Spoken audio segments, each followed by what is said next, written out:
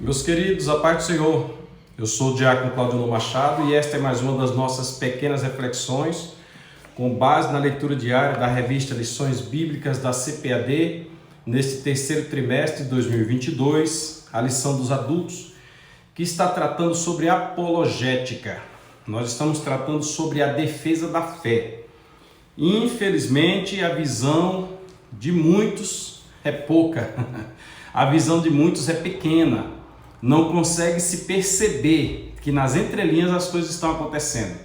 Bem recente alguém assistiu um filme e ficou horrorizada com o que viu no filme, aí comentou com uma amiga: olha, vai lá ver aquele filme e observa o que o filme diz a respeito. A pessoa, mesmo já avisada, assistiu o filme e disse: eu não vi nada disso. Por quê? Porque a coisa é sutil. Você tem que ter um olhar crítico, um olhar detalhista para poder observar o que está acontecendo. A igreja sempre sofreu ataque. Por esse motivo, o tema do trimestre é os ataques contra a igreja de Cristo. E o subtema do trimestre está baseado nestas sutilezas, nesses detalhes, ou seja, as sutilezas de Satanás nestes dias que antecedem a volta de Jesus Cristo. Nós já estamos diante da lição de número 7. Este é o nosso primeiro vídeo da semana. Você deve aproveitar a oportunidade agora para se inscrever, marcar lá o sininho das notificações, acompanhar. Quero mandar um abraço aqui para a irmã Zezé. Ontem à noite, depois do culto, eu passei lá na lanchonete da irmã Zezé e fiz um lanche. E a irmã Zezé sempre recebe a gente daquela forma carinhosa. Então Deus te abençoe, irmã Zezé. E disse que ainda não estava inscrita no canal, mas queria acompanhar. E irmã Zezé é alguém que eu carrego no coração há muitos anos. Desde a época que a gente trabalhava na Agronoc, a irmã Zezé já ajudava a gente, já era nossa companhia ali. Deus abençoe, irmã Zezé. Aproveita aí e se inscreve no canal, viu?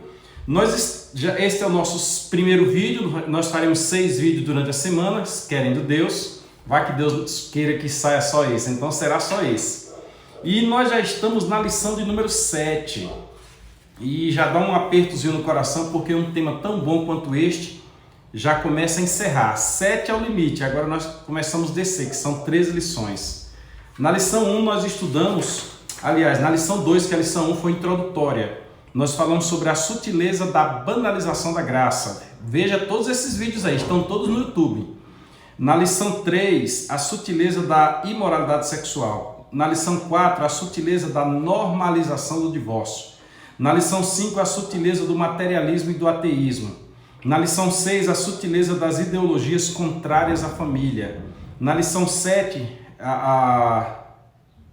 na lição 6, a sutileza das ideologias contrárias à família, que foi ontem, né? Nós tivemos essa aula ontem e parabéns ao pastor José Rodrigo, que deu uma aula extraordinária. Olha, os alunos estão de parabéns. Cada um colocou seus pontos de vista.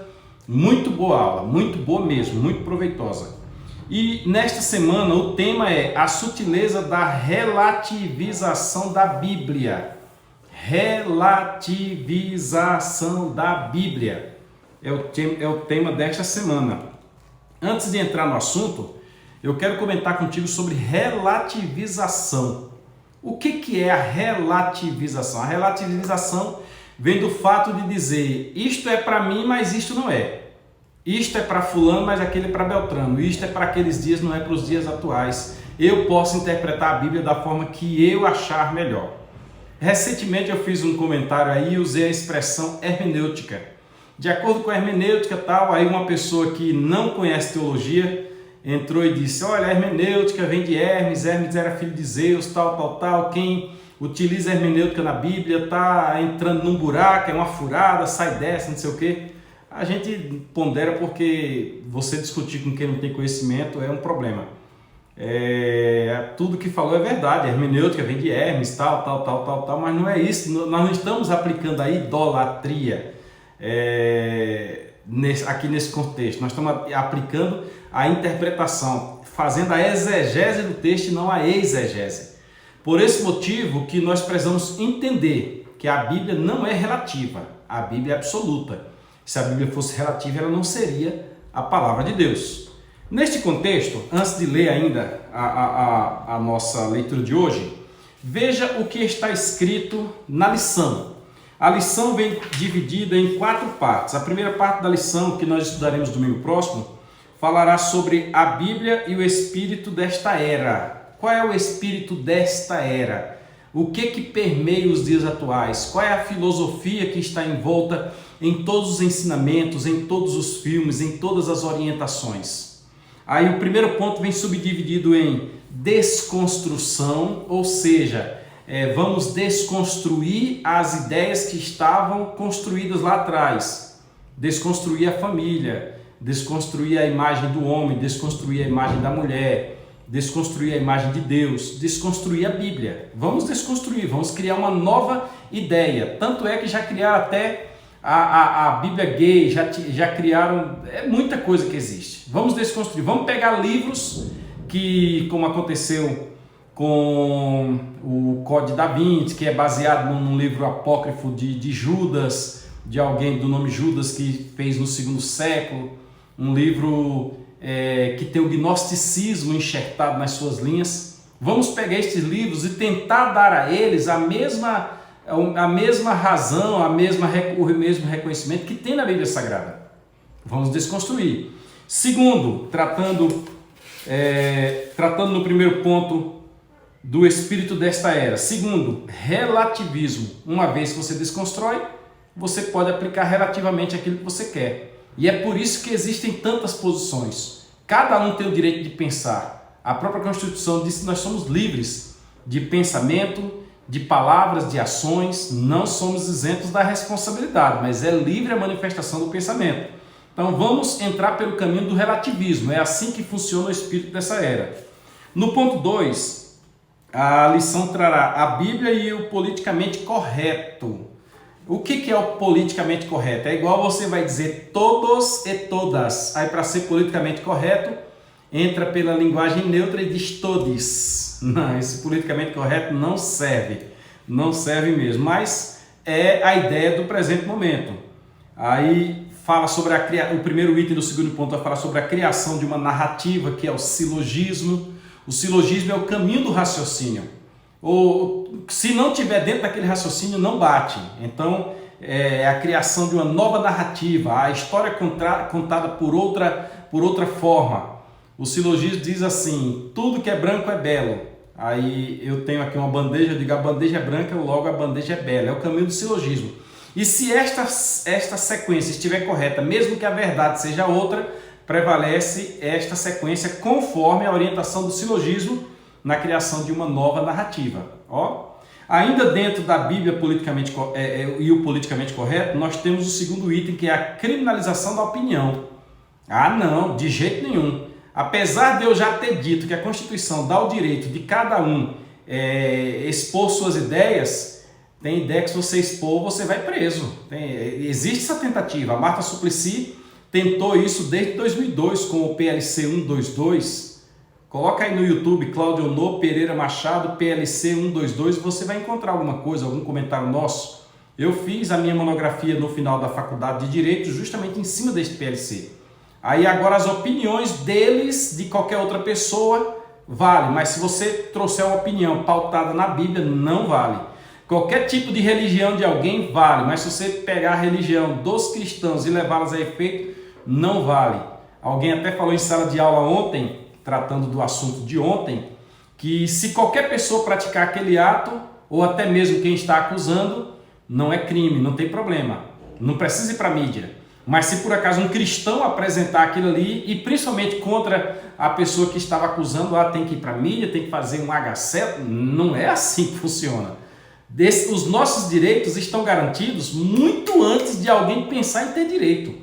E a Constituição brasileira dá o direito a todos iguais, todos são iguais, está nivelado. Aí agora precisa criar direito para uma classe especial da população. Por qual motivo? Por que é especial? Então, esta relativização e esta criminalização da opinião não vale, não rola. Terceiro ponto fala sobre a Bíblia e o Evangelho, e outro Evangelho. Que Paulo diz: ninguém vos pregue outro evangelho, até mesmo um anjo do céu, se vier vos pregando outro evangelho, seja anátema. Aí alguém vem com um outro evangelho, o evangelho do relativismo, o evangelho do hedonismo, o evangelho da desconstrução do que está na Bíblia, o evangelho da inexistência de Deus, o evangelho da possibilidade do pecado. Não é assim que funciona. O primeiro item diz uma nova metodologia, o caminho para chegar lá, qual o passo, o que fazer, quando, de que forma. O segundo item diz novas teologias, desde depois do período do iluminismo, que surgiram os teólogos liberais, que existem pensamentos variados sobre a teologia. Pensamento onde você perde a essência do que seja anjo, do que seja demônio, do que seja vida, do que seja morte, do que seja condenação eterna e salvação eterna, esse dualismo, do que seja céu e inferno, do que seja Deus, do que seja o homem. Não, vamos partir para o que está escrito na Bíblia. Se for para fazer dessa forma, cada um pode criar a sua, então nós vamos partir para o que está escrito na Bíblia Sagrada. E por último, o quarto ponto fala a Bíblia, sempre a atual palavra de Deus. Aí neste ponto nós vamos deitar e rolar, porque nós sabemos que ela é a palavra de Deus, então não precisa ter medo em falar nela como palavra de Deus.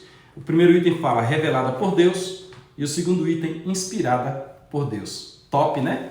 Esta será a lição desta semana e você é convidado a não perder nenhuma aula. Hoje, segunda-feira, nossa reflexão vem na carta aos Romanos, capítulo 12, versículo 2. A epígrafe diz: é preciso não se conformar e se transformar pela renovação do entendimento. De longe, esse é um dos textos que eu mais gosto na Bíblia Sagrada. Sinceramente, eu gosto demais desse texto. Sabe aquela expressão, eureka, quer dizer penso, e alguém diz penso, logo existo. Então eu concordo com a frase, e este texto aqui me prende, me chama a atenção. Por quê? Porque ele representa justamente a minha vida, como eu via, como o Espírito Santo me mostrou que é, porque a Bíblia diz que o convencimento do pecado, da justiça e do juízo é pelo Espírito Santo, e como eu vejo. O mesmo aconteceu com o apóstolo Paulo. Não estou me comparando com o apóstolo Paulo, coitado de mim uma coisa dessa. Mas Paulo também pensava que conhecia, e Paulo estudava, e Paulo meditava. Mas quando Paulo se encontrou com Jesus, Paulo disse: o que realmente eu cria? Onde está a estrutura? Me chama a atenção no capítulo 17 de Atos, quando ele chega lá em Atenas, depois de entrar na Europa, passar por Tessalônica, passar por Bereia, fugir ali para Atenas. Lá em Atenas ele disputa com os irmãos na praça, depois vai para o Areópago, e o pessoal diz: que nova doutrina é essa que você está ensinando? Aí Paulo diz: não é nova, na verdade é que você não está vendo. Então eu hoje vejo. Olha o que é que diz o texto, que maravilha esse texto. Carta aos Romanos, capítulo 12, versículo 2, fazendo leitura na tradução Revista Almeida Corrigida, utilizando a Bíblia de Estudo Defesa da Fé da CPAD. Versículo 2, capítulo 12 de Romanos. E não vos conformeis com este mundo. Não se conforme. O negócio está na mente. Tudo está na mente. Tudo está na mente. O belo, o feio, o gostar, o desgostar está na mente. A satisfação está na mente. Não vos conformeis com este mundo. Vírgula. Aí vemos o sentido contrário agora. Mas transformai-vos pela renovação do vosso entendimento.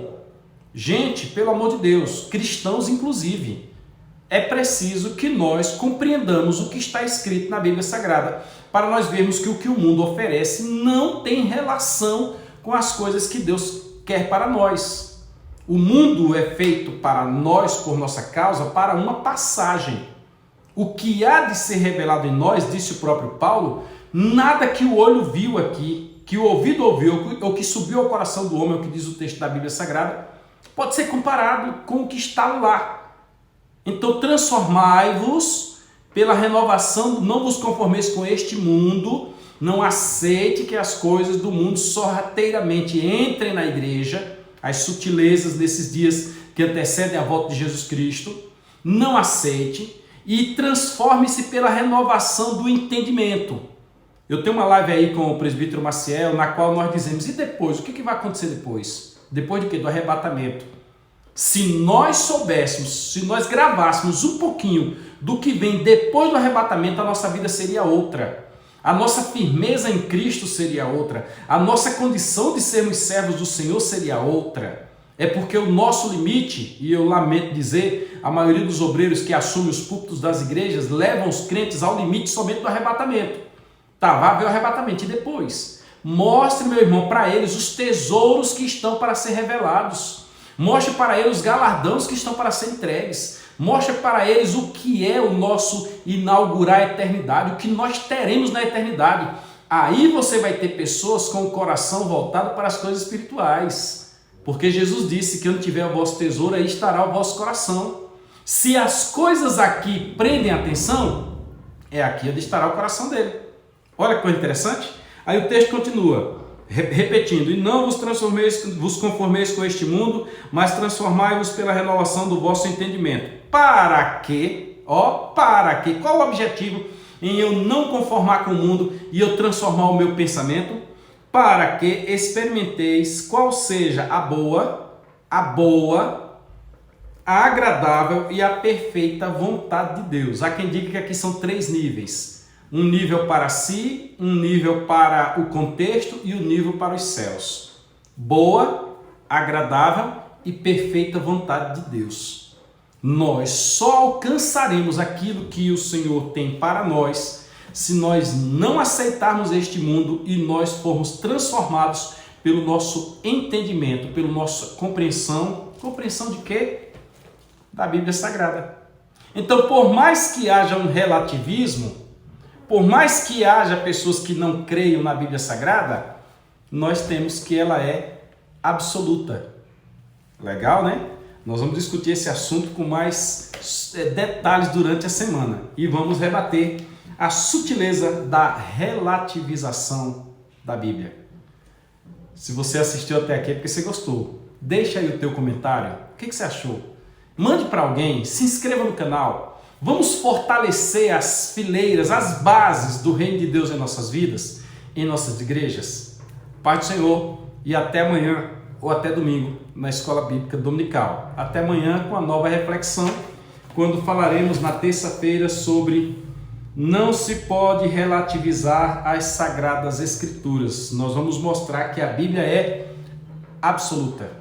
Nós vamos estudar o subjetivo e o objetivo, o que muda e o que não muda. E, lógico, existem canais de interpretação. E se você não os conhecer, lamento, você não vai interpretar a Bíblia correta e nós vamos falar sobre isso. Fiquem todos na paz do Senhor, se inscreve aí no nosso canal.